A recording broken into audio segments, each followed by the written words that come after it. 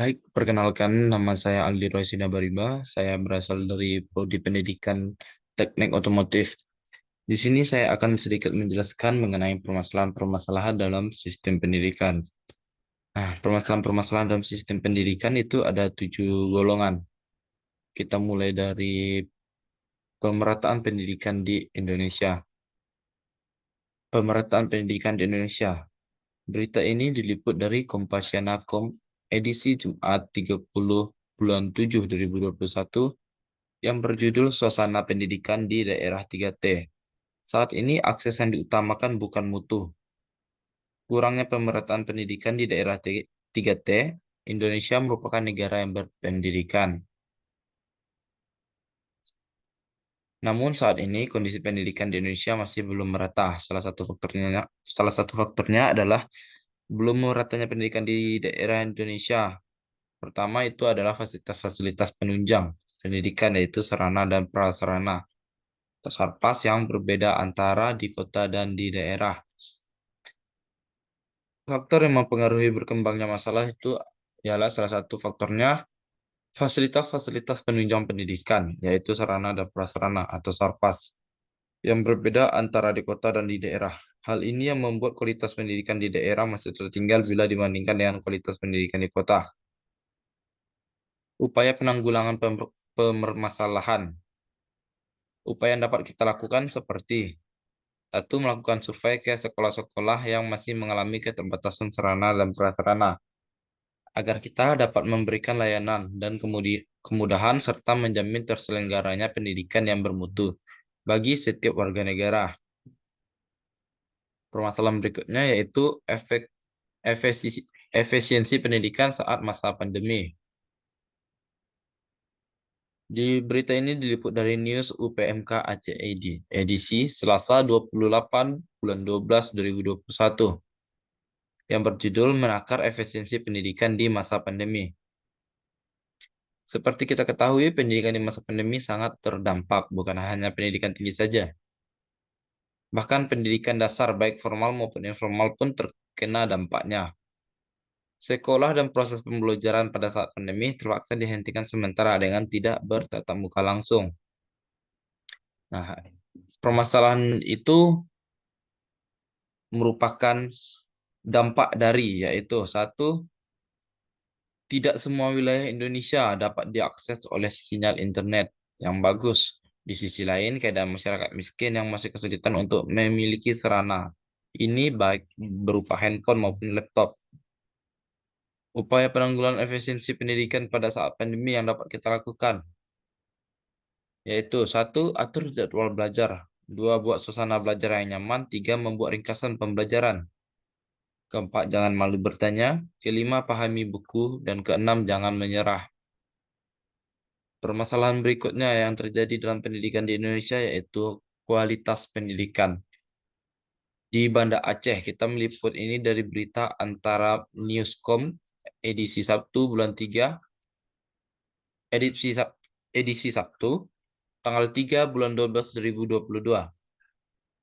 Dinas Pendidikan dan Kebudayaan atau Disdikbud Kota Banda Aceh menggandeng perguruan tinggi dalam rangka meningkatkan profesionalitas dan kualitas guru sebagai upaya menaikkan mutu pendidikan di kota setempat.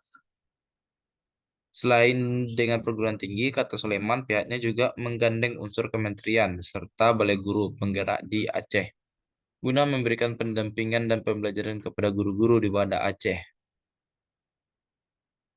Faktor-faktor yang mempengaruhi dari permasalahan kualitas pendidikan yaitu rendahnya kualitas tenaga pengajar. Keadaan guru atau tenaga pengajar di Indonesia terlihat menyedihkan. Nah, yang kedua, banyak guru yang belum memiliki profesionalisme yang memadai. Upaya penanggulangan kualitas pendidikan yang dapat kita lakukan ini ada 3 hal, yaitu membangun sekolah di daerah-daerah terpencil, menambah jumlah dan meningkatkan kualitas guru, memberikan beasiswa kepada siswa yang kurang mampu.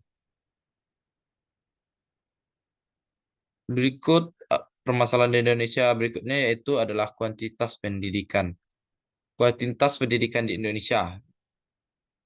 Dapat kita lihat dari gambar berikut, ini diliput dari Jateng Tribun Niskom edisi tanggal 29 bulan 8 2018. Kepala SD Negeri 1, Getas Penjatan, Titik Subekti mengatakan, jumlah peserta didik yang ada di sekolah tersebut mencapai 224 siswa. Jumlah tersebut, kata Titik, tentu tidak sesuai dengan acuan standar pelayanan nasional atau SPN. Pada aturan ini diatur jumlah setiap rombel atau kelasnya maksimal itu hanya 28 siswa. Sedangkan katanya ada kelas 5 yang menampung 440 siswa. Nah, di sini faktor-faktor yang menyebabkan kuantitas pendidikan di Indonesia, yaitu salah satunya merupakan dari laju pertumbuhan, di mana angka kelahiran di Indonesia lebih tinggi dibandingkan angka kematian, yang mengakibatkan banyak anak-anak yang tidak dapat merasakan bersekolah.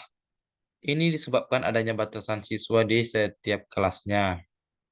Upaya penanganan kuantitas pendidikan di Indonesia. Salah satu upaya yang dapat kita lakukan untuk mencegah ini ialah satu, melakukan sosialisasi ke sekolah menengah atas atau perguruan tinggi dan ke daerah-daerah yang tingkat pernikahan dininya sangat tinggi mengenai tentang pernikahan dini dan mengenai keluarga berencana.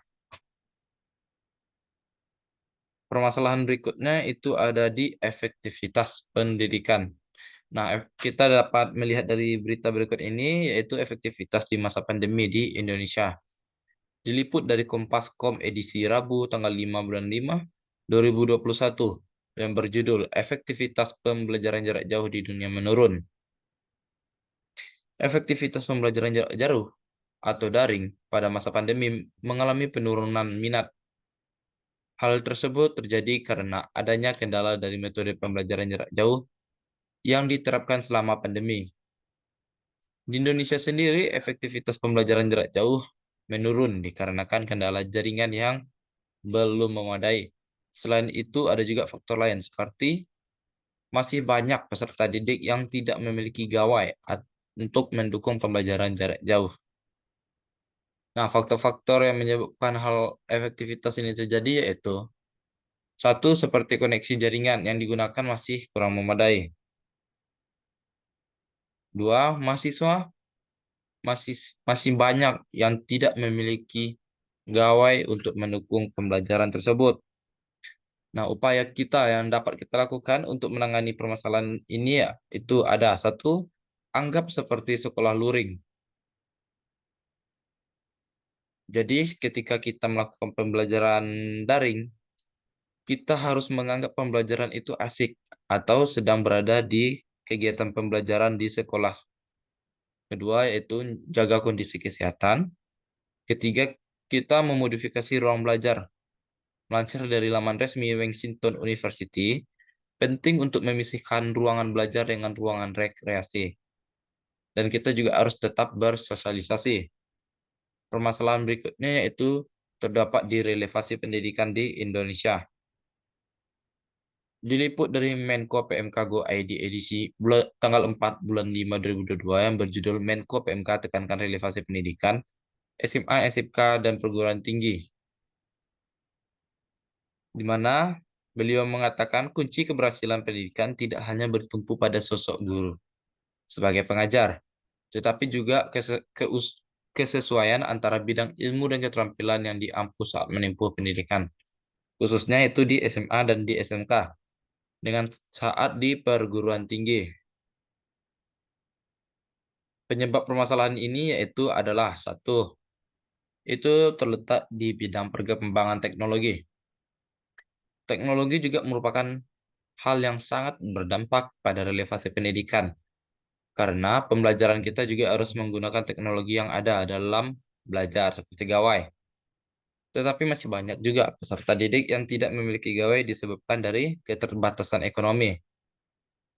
Upaya penanggulangan relevasi pendidikan di Indonesia yaitu untuk meningkatkan relevasi pendidikan di Indonesia. Salah satu caranya yaitu pemerintah harus meninjau peserta-peserta yang perlu mendapatkan biaya siswa seperti KIP, Kartu Indonesia Pintar, atau Dana BOS untuk memenuhi kebutuhan dalam mengikuti pembelajaran. Nah, permasalahan terakhir itu terdapat di tenaga kependidikan di Indonesia. meliput dari Jawa Poscom edisi 26 November 2018 yang berjudul Kompetisi Guru di Bawah Standar. Saat ini hampir setengah dari guru yang ada memiliki nasib yang tidak jelas. Misalnya guru honorer, sulit untuk bisa fokus meningkatkan metode belajar sebab urusan dapur belum terpenuhi. Dan kontrak ada yang 1 tahun. Mereka nggak memikirkan pembelajaran di kelas, tapi memikirkan nasib tahun depan. Oleh karena itu, pemerintah perlu segera menyelesaikan persoalan ini. Nah, faktor penyebab dari terjadinya tenaga kependidikan di Indonesia yaitu kualitas guru diantaranya adalah ketidaksesuaian ilmu dengan bidang yang diajar, rendahnya kualitas yang dimiliki. Terus ada hampir setengah dari guru yang tidak memiliki nasibnya yang tidak jelas. Guru honorer misalnya sulit untuk bisa fokus meningkatkan metode pembelajaran karena hal tersebut. Yang dimana guru-guru tersebut masih memikirkan akan tentang kebutuhan-kebutuhan mereka ke depannya. Baik itu di bagian bidang urusan dapur maupun dalam berbagai bidang lainnya. Dikarenakan ketidakjelasannya dari guru honorer tersebut. Nah, upaya penanganan tenaga kependidikan di Indonesia yang dapat kita lakukan yaitu dengan cara pelatihan dan pendidikan guru. Kedua, pemerintah harus meningkatkan kriteria yang semakin baik untuk rekrutmen guru-guru baru. Bagi guru yang sudah ada, diadakan sejumlah pelatihan, mulai pelatihan tenaga metodologi dan strategi pembelajaran hingga materi ajarnya. Ya, sekian presentasi yang bisa saya sampaikan. Jika ada salah kata atau kekurangan, mohon dimaafkan.